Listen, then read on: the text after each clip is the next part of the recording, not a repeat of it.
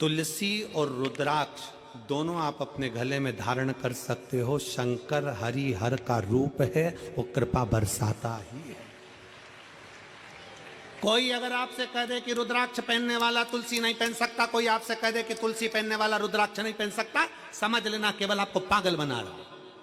हमारा शास्त्र कहता है, हमारा शास्त्र वर्णन करता है, अगर शास्त्र का अध्ययन करें, शिव महापुराण पढ़े, स्कंद पुराण पढ़े, लिंग पुराण पढ़े, नर्मदा पुराण पढ़े, कुर्म पुराण पढ़े, विष्णु पुराण पढ़े, अग्नि पुराण पढ़े, पद्म पुराण पढ़े, ब्रह्म वेवर्त पुराण पढ़े, नारद पुराण पढ़े, देवी भागवत पढ़े, एक एक पुराण में आपको उसका वर्णन मिलेगा कि हम भगवान की, नारायण की तुलसी भी अपने गले में धारण कर सकते हैं और भगवान शंकर का रुद्राक्ष भी हम अपने गले में धारण कर सकते हैं। दोनों कृतार्थ कर देते हैं, दोनों कृतार्थ। डबल इंजन की सरकार।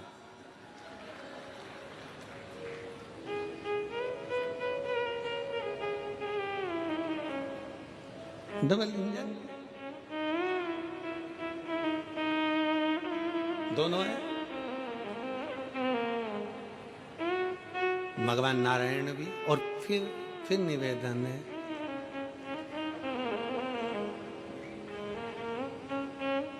राम भी हमारे हैं, श्याम भी हमारे हैं, और काशी में रहने वाले भोलेनाथ भी हमारे हैं।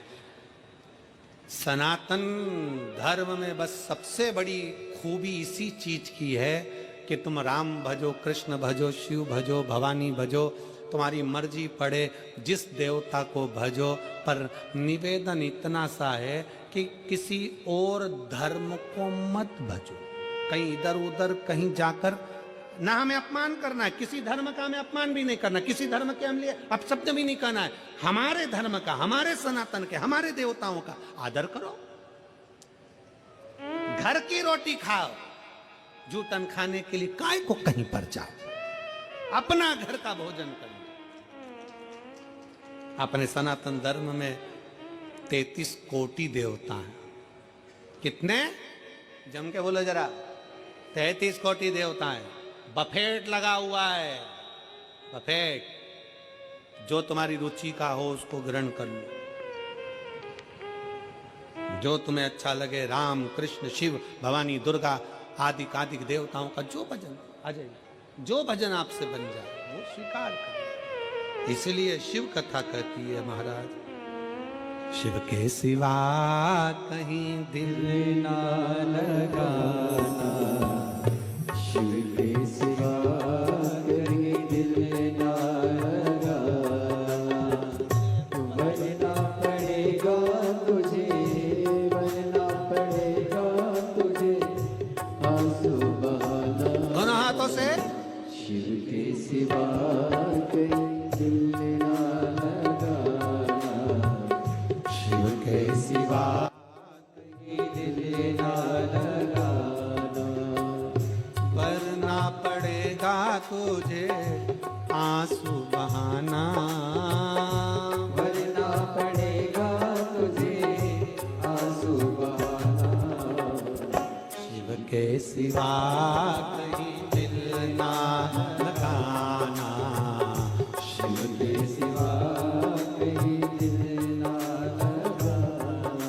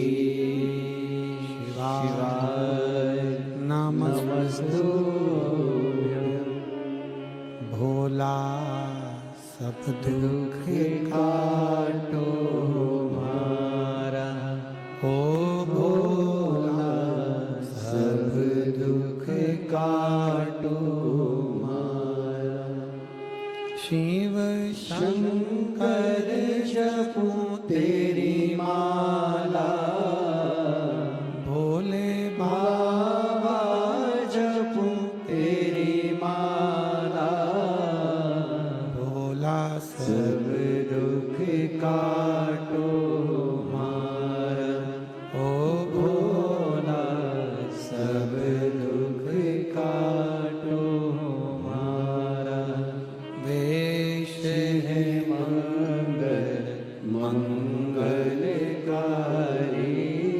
वेश है मंगल मंगलकारी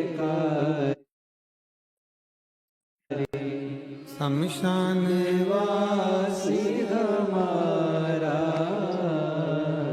शमशान वासी हमारा ओ भोला सब दुख काटो मारा ओ भोला सब दुख काटो मारा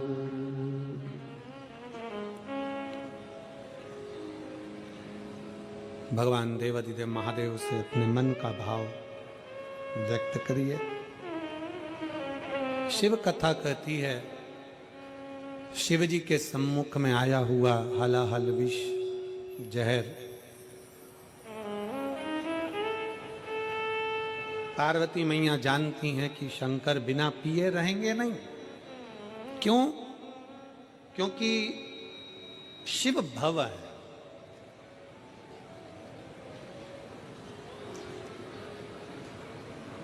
काल अधिपति हैं, कालों का भी पूरा बल अपने हाथ में रखते हैं। वो शंकर हैं जिनके हाथ से काल दूर भी नहीं जाता।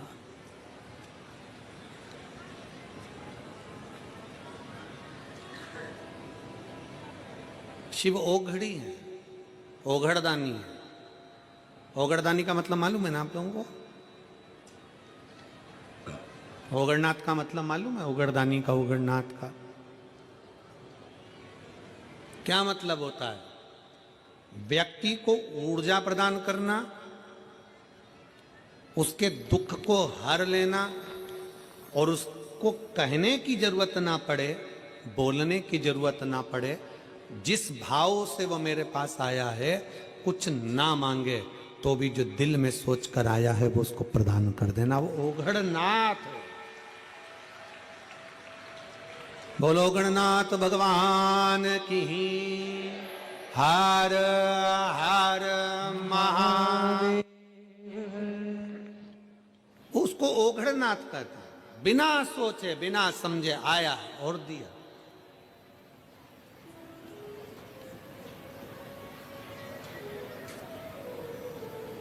जो मांगा वो उसे प्रदान कर दिया। होता है एक बच्चा अपने पापा से बोला, पापा पापा ओ पापा। पापा जी बोले, क्या बोले? मुझे डीजे दिला दो। पापा बोले, डीजे का साइकिल दिला दो, बजाऊंगा।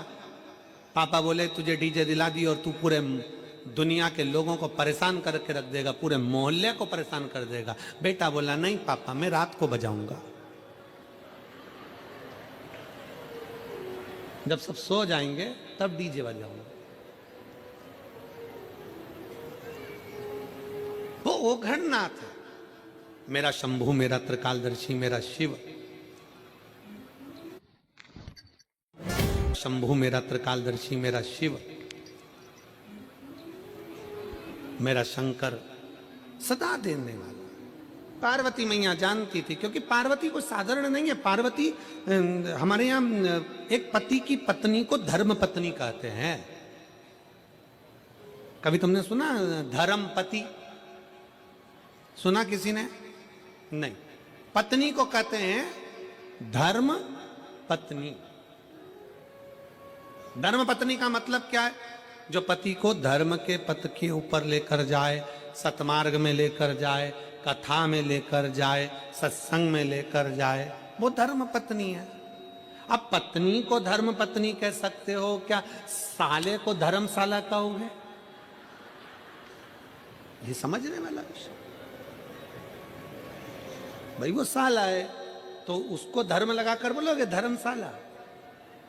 नहीं बोल सकते, कह नहीं सकते। पर केवल एक पत्नी ऐसी है जिसको धर्म पत्नी कहा जाता है, क्योंकि वो खुद के लिए नहीं जीती।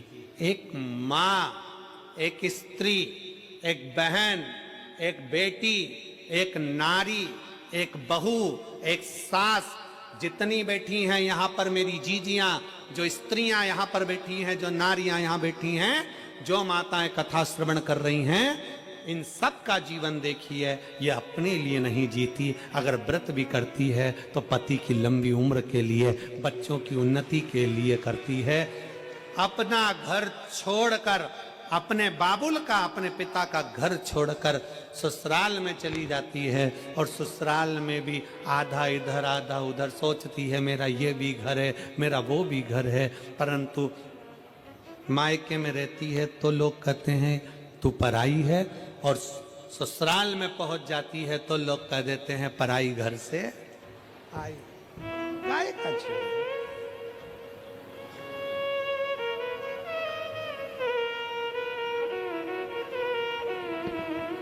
खुद के लिए नहीं जीती, स्वयं के लिए नहीं जीती। वो पूरा जीवन उसने अपने परिवार को दिया है, पूरे परिवार, पूरा जीवन दिया। और परिवार वालों से क्या चाहिए एक स्त्री को, एक नारी को? शंकर भगवान की धर्म पत्नी माता पार्वती जी को शंकर जी से क्या चाहिए था? शिव जी से क्या चाहिए? केवल आदर। क्या चाहिए? सम्मान, आदर। 33 कोटि देवता में कोई देवता ऐसा नहीं जिन्होंने अपनी धर्म पत्नी को इतना आदर दिया हो जितना शंकर भगवान ने पार्वती को दिया है।